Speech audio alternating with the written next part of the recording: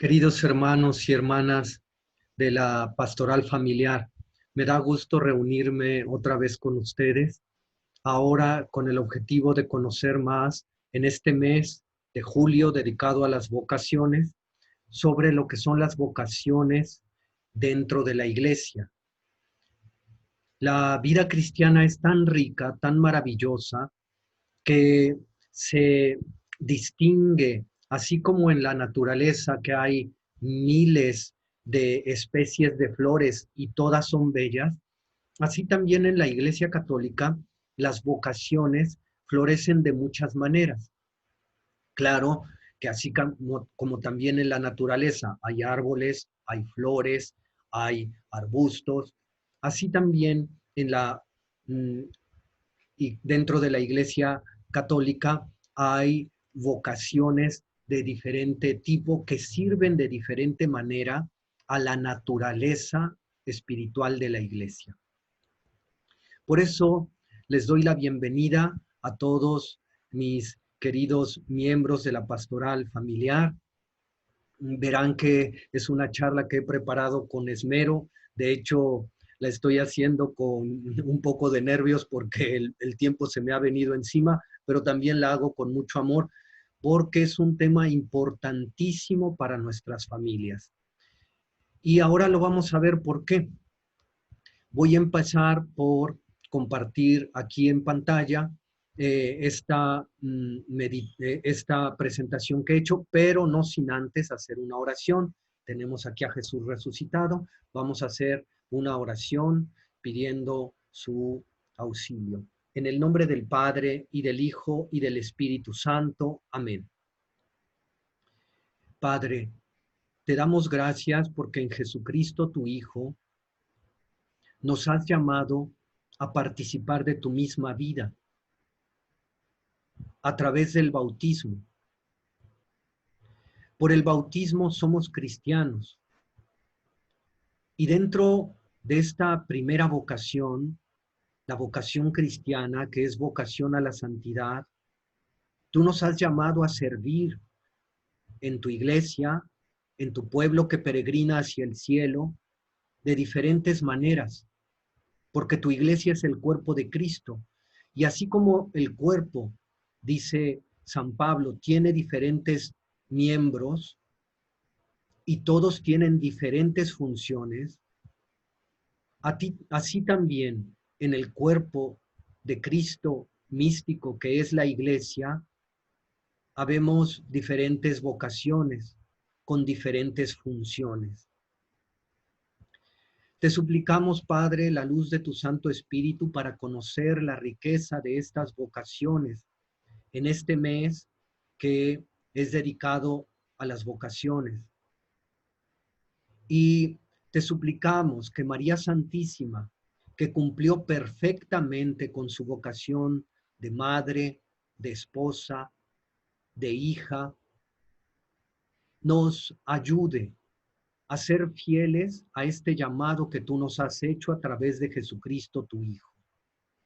Te lo pedimos, Padre, por Jesucristo nuestro Señor. Amén. En el nombre del Padre, y del Hijo, y del Espíritu Santo. Amén. Ahora sí, voy a compartirles esta presentación y algunos videos que vamos a ir viendo poco a poco. Verán que tiene las vocaciones en la Iglesia Católica. Las vocaciones en la Iglesia Católica son camino de santificación. Sean santos como mi Padre Celestial es santo, dice Mateo 5:48.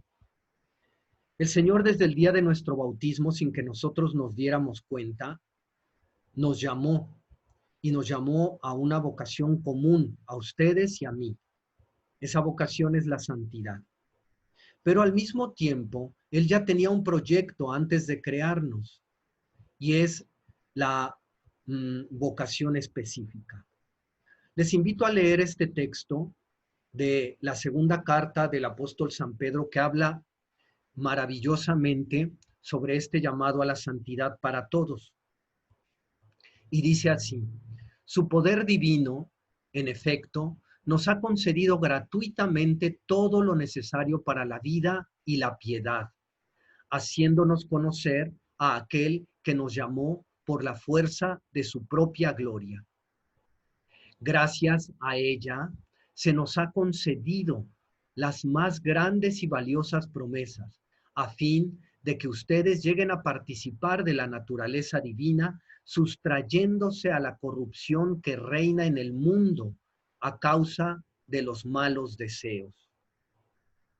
Por esta misma razón, pongan todo el empeño posible en unir a la fe la virtud, a la virtud el conocimiento, al conocimiento la templanza, a la templanza la perseverancia, a la perseverancia la piedad, a la piedad el espíritu fraternal y al espíritu fraternal el amor. Fíjense, queridos hermanos y hermanas, cómo solo estos 4 versículos, 5, ya tienen un contenido inmenso, son como para meditarlo en casa. Cuando ustedes en familia se reúnan, pueden meditar esto poco a poco en casa, porque vean cómo tiene que ver con nuestro llamado a vivir la misma vida divina, es decir, nuestro llamado a vivir en el cielo, pero ya empieza de alguna manera aquí, con el cumplimiento de nuestra misión, con el cumplimiento de nuestra vocación. Y miren las virtudes que necesitamos para esto: la fe, el conocimiento, la templanza, la perseverancia, la piedad, el espíritu fraternal, el amor. Y continuamos leyendo en el versículo 8. Porque si ustedes poseen estas cosas en abundancia, no permanecerán inactivos ni estériles en lo que se refiere al conocimiento de nuestro Señor Jesucristo.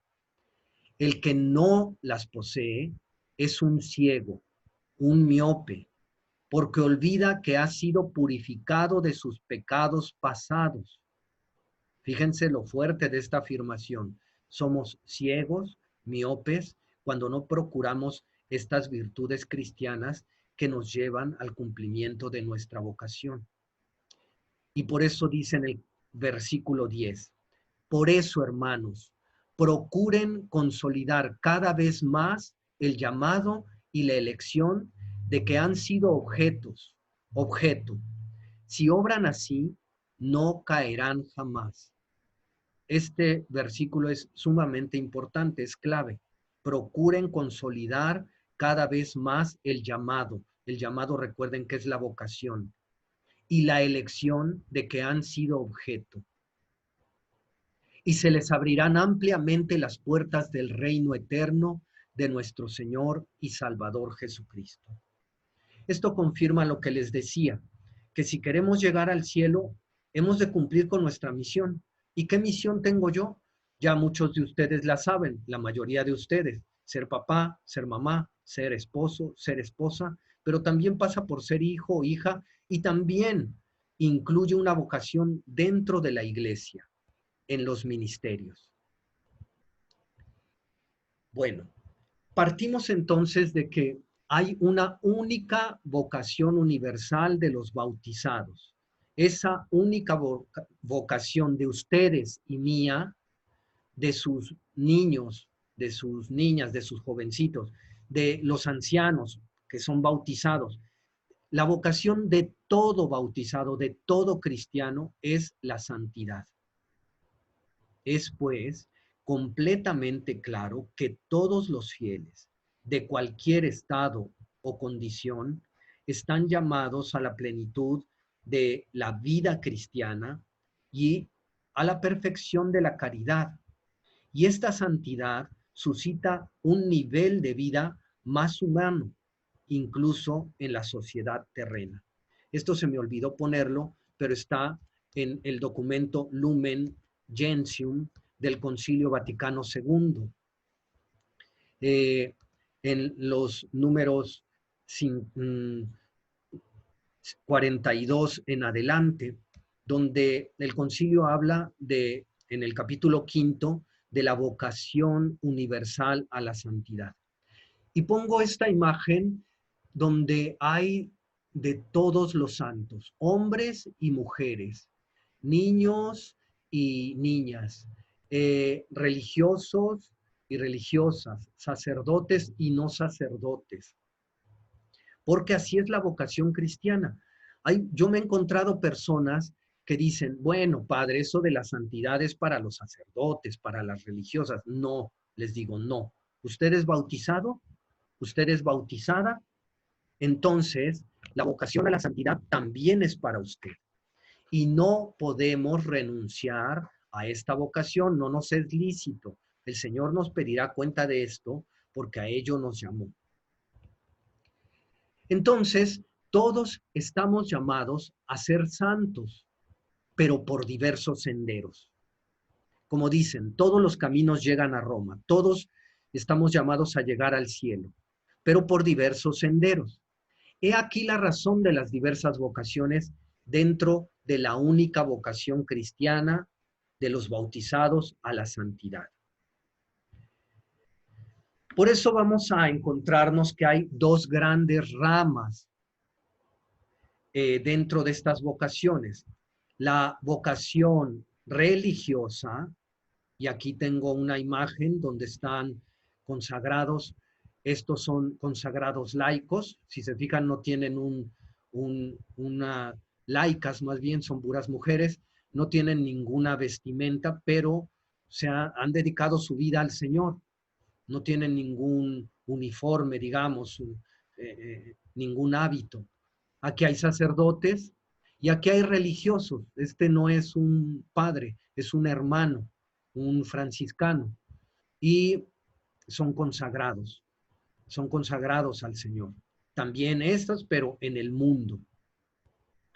Y aquí está la bella vocación al matrimonio a la que todos ustedes han sido llamados. La vocación al matrimonio y a formar una familia, una sola familia. No se vale andar saltando de familia en familia, teniendo hijos aquí, teniendo hijos allá, no se vale. Están llamados en el matrimonio cristiano a tener un esposo, una esposa, nada más, y los hijos que su relación, la relación entre estos esposos pueda traer. Esa es la vocación al matrimonio. Vamos pues viendo más adelante en qué consiste cada una de estas vocaciones. Como se fijan, es un tema muy rico y por eso he querido hacerlo un poco sintético. Entramos aquí. Atención. Todas las vocaciones nacen en la familia. Por eso esta charla es tan importante, porque en sus familias pueden florecer o no las vocaciones. Porque si los papás, no es que, yo estoy seguro porque hay una oración de la liturgia que dice que el Señor ha sembrado a manos llenas vocaciones para el sacerdocio. ¿Y dónde están? Si en realidad somos pocos sacerdotes. Es que en algunas familias se descuida el fomentar un ambiente propicio para las vocaciones. Y no estoy diciendo solo para las vocaciones sacerdotales, no, para cualquier tipo de vocación. Atención, tu familia, querido hermano, tu familia, querida hermana, es un ambiente, tiene un ambiente propicio para suscitar vocaciones. Por eso quizás esta ilustración nos puede servir. En nuestra familia estamos procurando un ambiente propicio para las vocaciones. Miren la tierra, una tierra bien nutrida, donde van a florecer, van a fructificar lo que sembremos. Vean lo que dice la Lumen Gentium en el número 11 y la Pastores Davo Bovis en el 41. La familia cristiana como iglesia doméstica, ustedes son iglesia doméstica, en la bella expresión del Vaticano II, ha ofrecido siempre y debería continuar ofreciendo las condiciones necesarias para hacer esa mediación educativa que favorece el nacimiento y el desarrollo de las vocaciones sacerdotales y religiosas. Aquí habla de favorecer el nacimiento de vocaciones sacerdotales y religiosas, pero no es que el Concilio Vaticano II excluya las vocaciones al matrimonio, ¿eh? Lo que pasa es que en este caso está hablando de esas vocaciones sacerdotales y religiosas que se suscitan en las familias. No es en los seminarios, no, en las familias. Si en la familia hay un buen, bueno, la mayor parte de ellas en la familia, si hay un ambiente cristiano, un ambiente de piedad, un ambiente de servicio, estas vocaciones de seguro van a florecer. Si no, eh, desgraciadamente no. ¿Por qué? Porque los papás, ustedes, mis queridos matrimonios, quizá no están nutriendo bien esa tierra, ese ambiente que debería de haber dentro de su hogar, dentro de su familia. Vamos a empezar con esta primera rama de las vocaciones laicales, que son vocaciones que se dan dentro del mundo, pero no son del mundo. Como dice el capítulo 15 de San Juan, dice, pero ustedes no son del mundo, sino que yo los elegí y los saqué de él. Fíjense bien cómo por el hecho de ser bautizados, ya el Señor nos ha sacado del mundo, es decir, de lo mundano, de todo aquello que aleja de Dios, de todo aquello que ignora a Dios, de todo aquello que pone a Dios en segundo lugar, no en el primero. Eso es lo mundano. Y el Señor ya nos ha sacado de ahí. Si estamos dentro todavía de esta mundanidad, es porque nosotros hemos vuelto, porque el Señor, el día de nuestro bautismo, nos eligió y nos sacó de lo mundano. Como dice el capítulo 15 de San Juan, lo hemos leído aquí en el versículo 19. Pues bien, el matrimonio es una de estas vocaciones que se da entre los laicos, es una vocación al amor fiel en la familia. Amor fiel a este esposo, a esta esposa y a estos hijos. Fíjense bien, es amor fiel a este esposo, a esta esposa y a estos hijos, porque no saben el daño que se hace cuando los matrimonios se separan. Se hace mucho daño a los hijos. Yo que he tenido oportunidad de platicar con tantos hijos de matrimonios rotos, he visto los daños, los he palpado, los daños que causa la separación de los padres. Por eso el matrimonio es vocación al amor fiel en la familia, fiel a este esposo, fiel a esta esposa, fiel a estos hijos.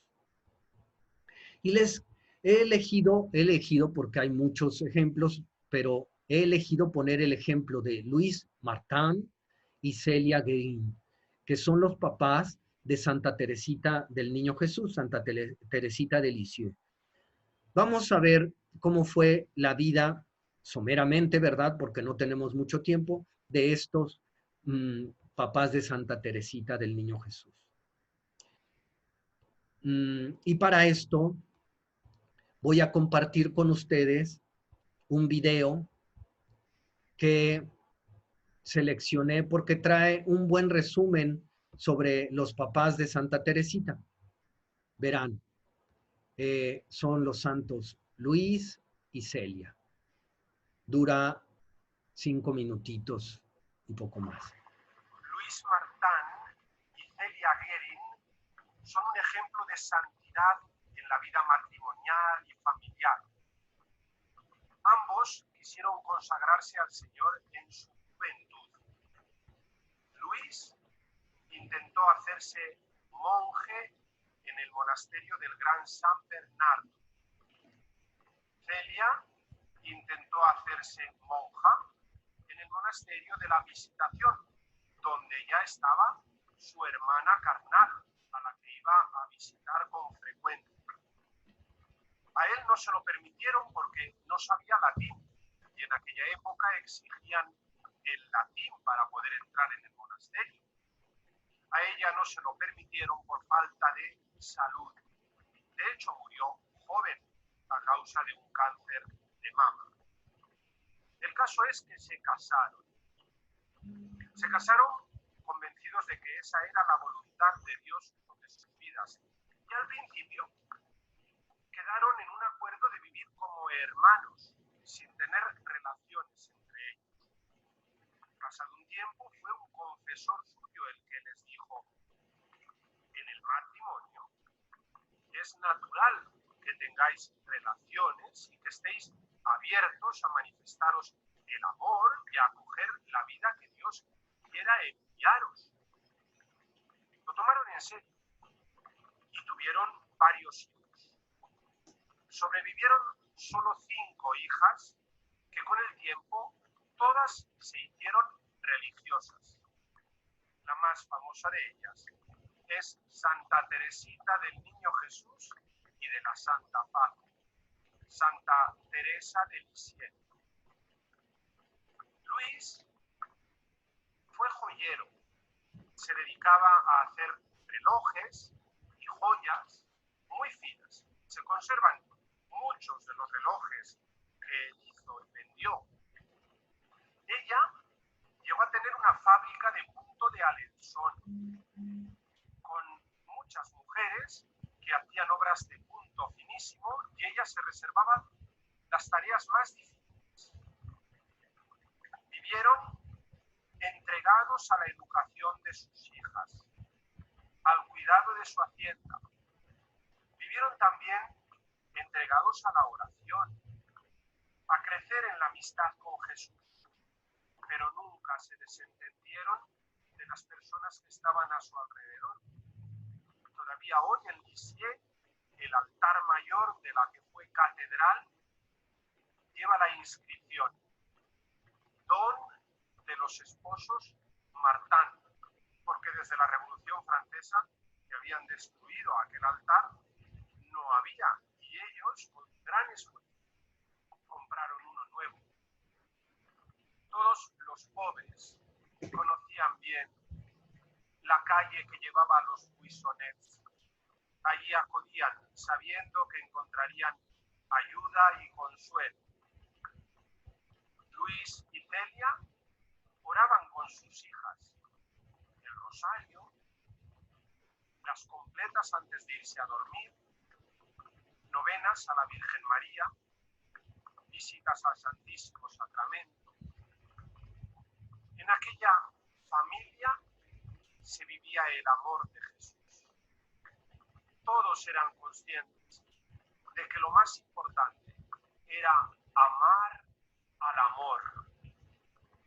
Así, Luis Martin y Celia Gale han alcanzado como matrimonio la plenitud de la vida cristiana, la santidad, al igual que sus hijas.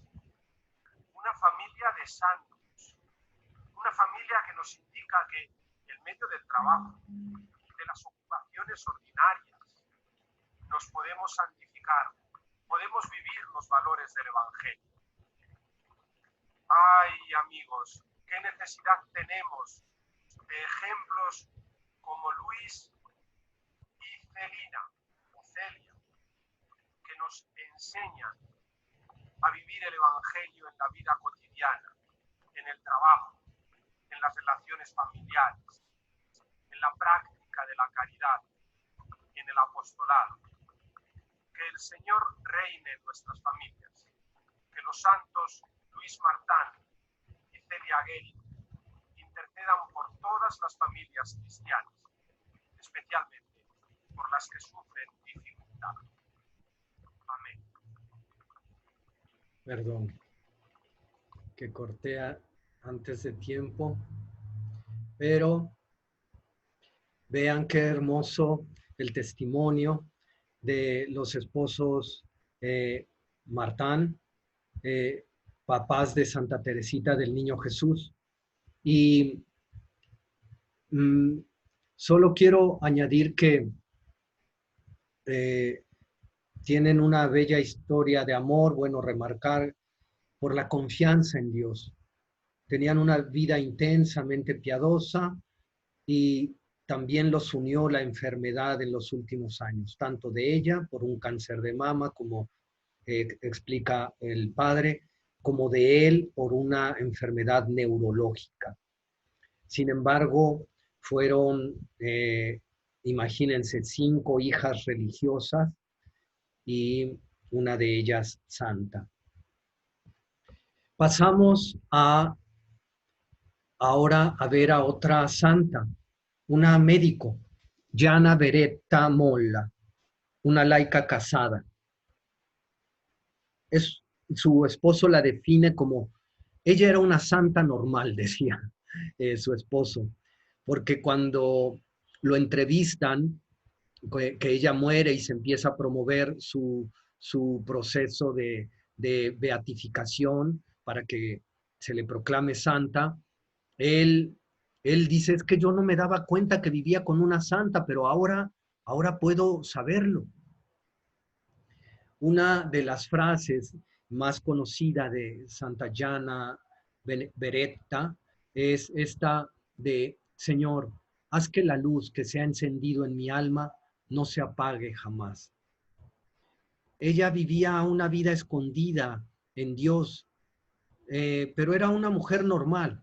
Era una que le gustaba esquiar, que le gustaba andar en bici, hacía ejercicio, subía a la montaña.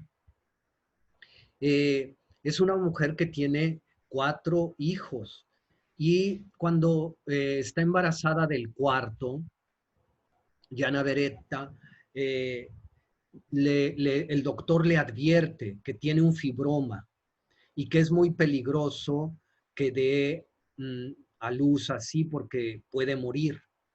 Y entonces ella le dice, bueno, si, eh, ¿cuáles son las opciones? Dice, pues lo mejor es un aborto terapéutico, es decir, sacar al niño y luego quitar el fibroma y dice, no, la niña, porque era niña. Eh, Dice, no, yo voy a confiar en el Señor y si el Señor quiere llevarme en este intento de salvar a mi hija, yo acepto. Y si nos quiere salvar a las dos, yo bendito sea, bendito sea. Entonces, con esta disposición de completa confianza en el Señor, Gianna Beretta eh, va al parto. Tiene a su hija, gracias a Dios, sana, hacen la operación inmediatamente después, sale bien de la operación ella, pero luego hay complicaciones y muere. Esto es heroico, si se fijan. La mayoría de los esposos, de las esposas, de los papás, de las mamás, optan por decir, bueno, pues ni modo, que se sacrifique el niño, que se sacrifique la niña y yo me salvo. Yo conozco algún caso eh, de una mamá que tuvo esto mismo, ¿eh?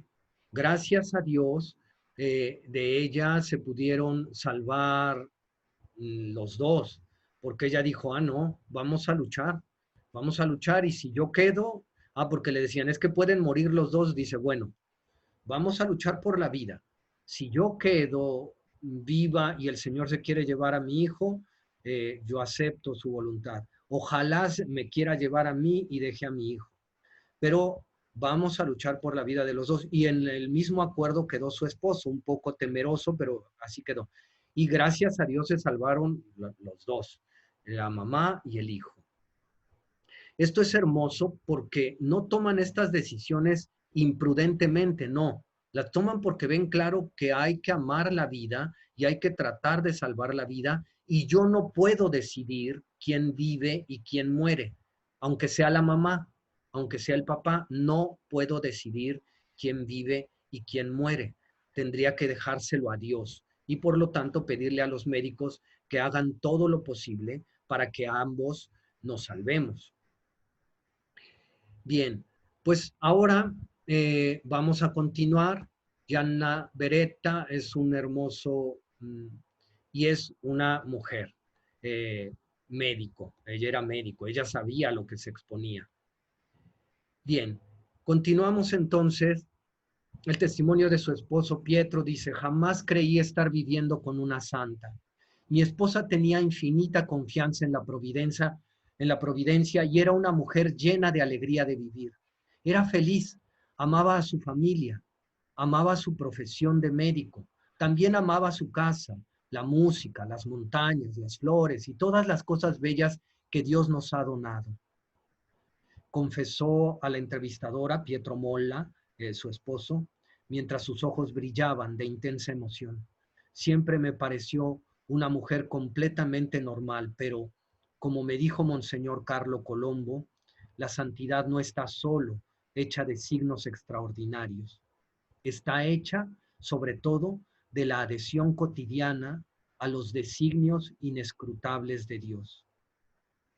Y ella se abrazó a estos designios, que en este designio decidió llevarla a ella y dejar a la hija.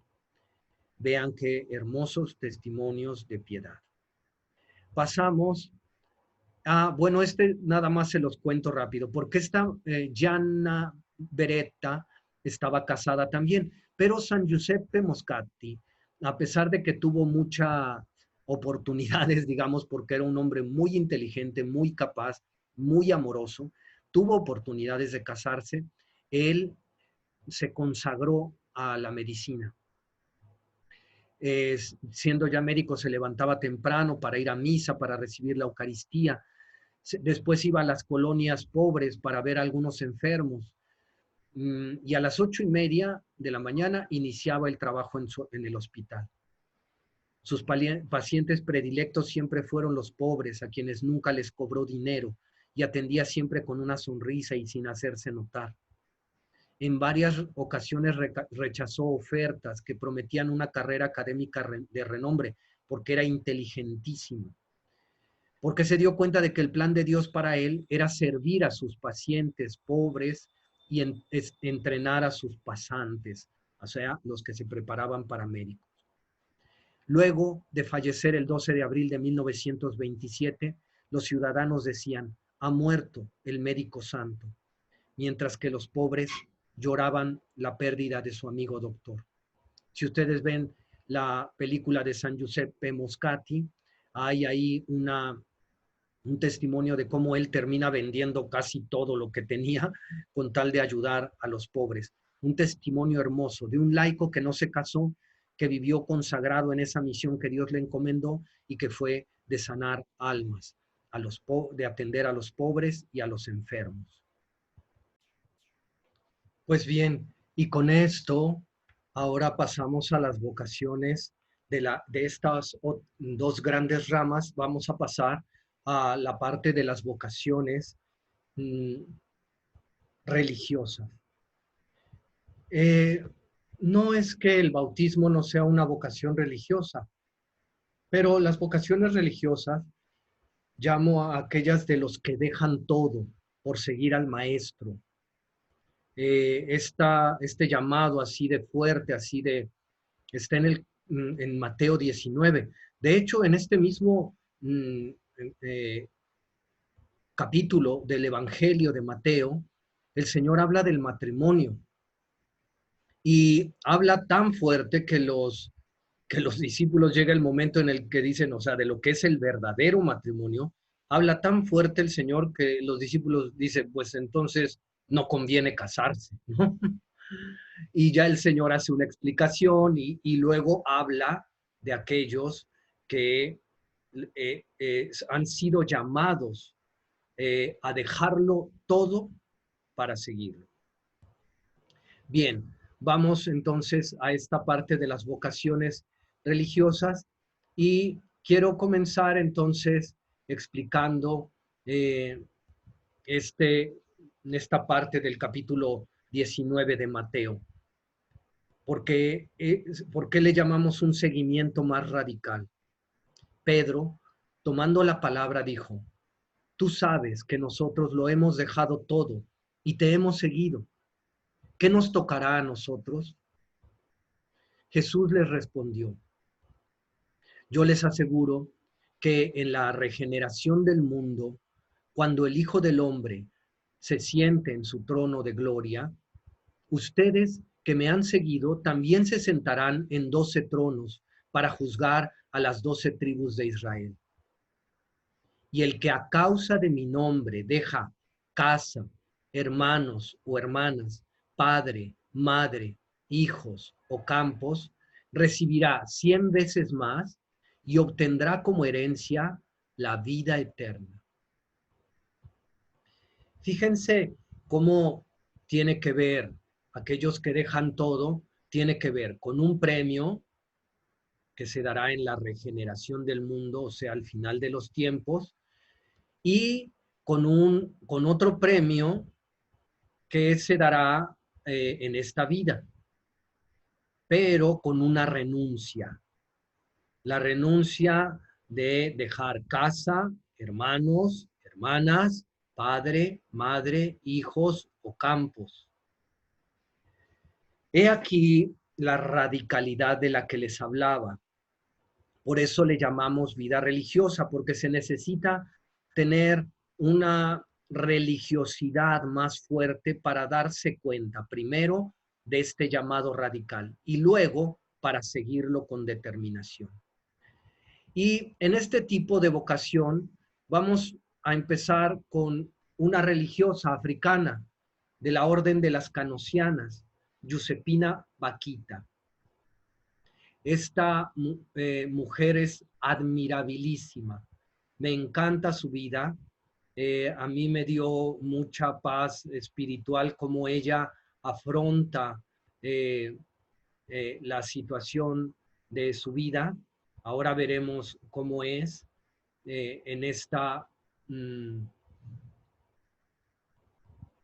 presentación que les preparé aquí.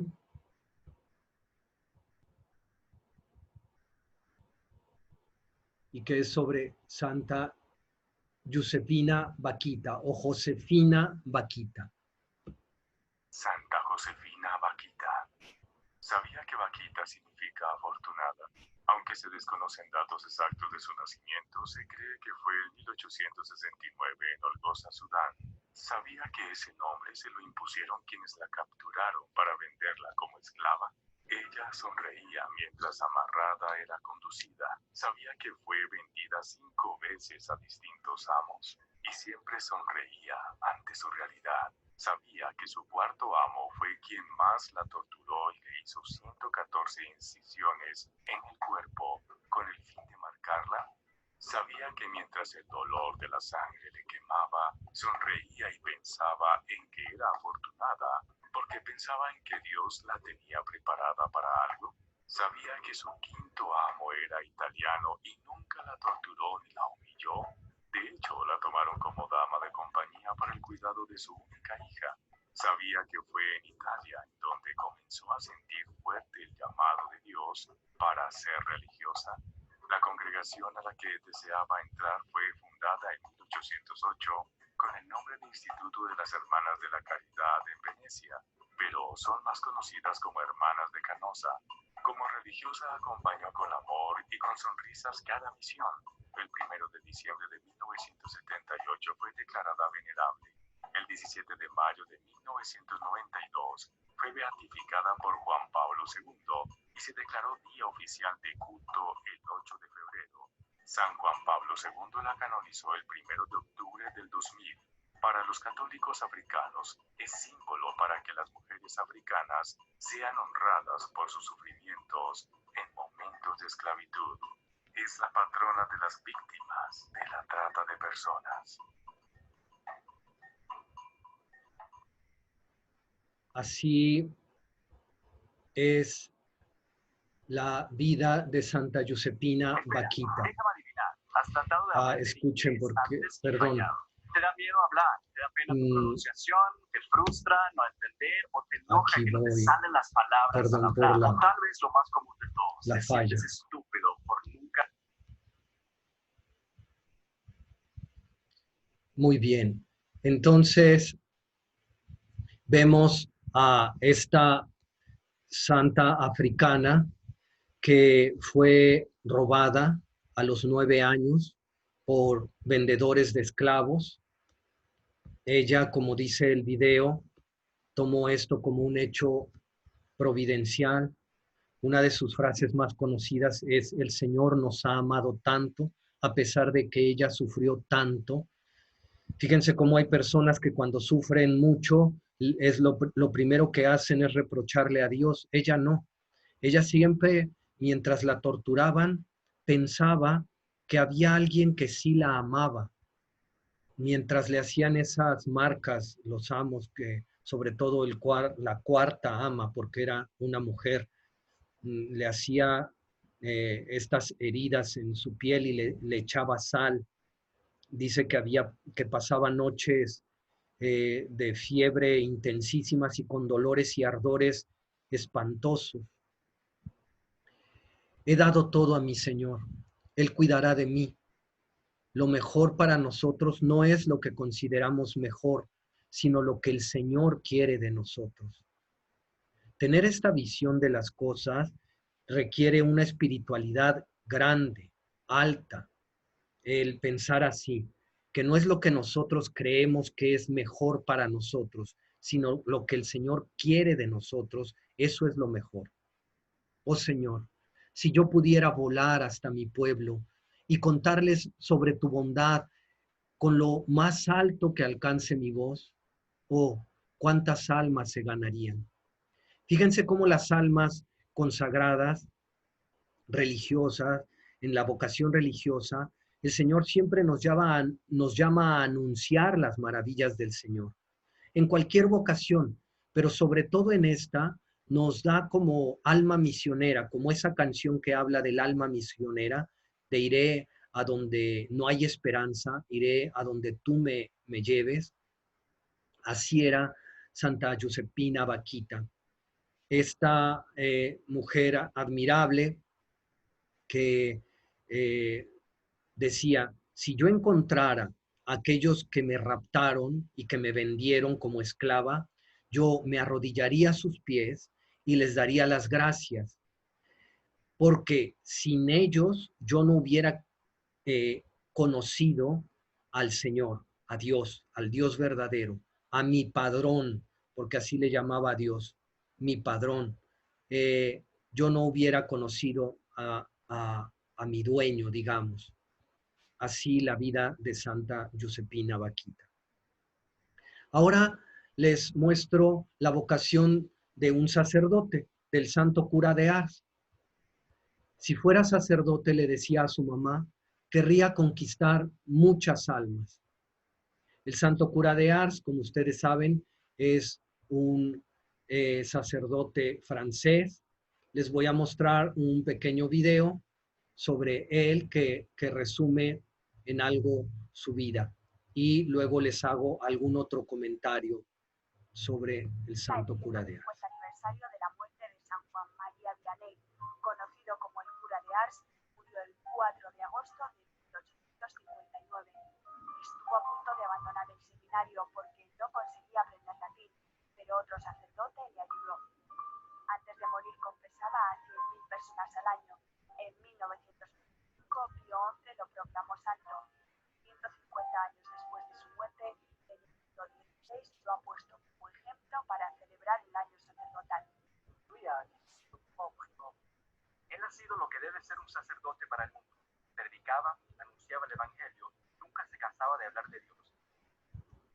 Intentaba ser santo, rezaba la misa, rezaba, confesaba e iba a buscar a la gente para que participase en todos los sacramentos de la iglesia.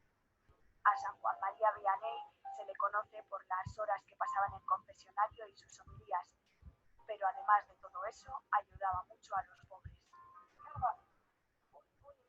Intentaba conseguir dinero de todos los modos para dárselo a los pobres. Por eso vendía todo lo que tenía. Vendió su ropa, aunque la podía haber conservado. Él incluso vendió sus dientes. Vendió 5 dientes por 5 francos cada uno. Después de ser aceptado por el pueblo, que al inicio le rechazaba, y cuando cientos de personas se acercaban hasta Ars para escucharle, apareció Esta vez era el demonio. Por las noches le movía la cama y provocaba un gran estruendo para no dejarle descansar. Se alegraba mucho cuando se producían esos ruidos, se alegraba mucho porque decía, no es nada, solo es el diablo que me avisa que mañana vendrá un gran pecador a confesarse. Pocos podían imaginar que el joven menos capacitado del seminario y el sacerdote de un pequeño pueblo de Francia podría llegar a ser un ejemplo para todos los sacerdotes del mundo. Esta es la vida de el santo cura de Ars, un hombre que, como dice el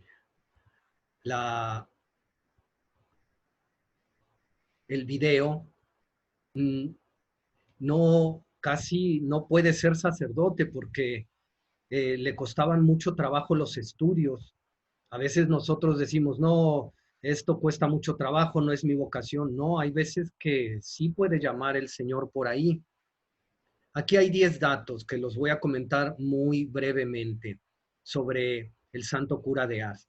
Su primera comunión fue accidentada porque el día en que se realizaba, el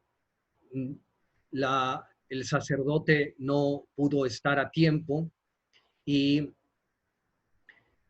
sin embargo, por su gran deseo de recibir al Señor, él permaneció firme en querer recibirla y al final la recibe con un fervor inmenso.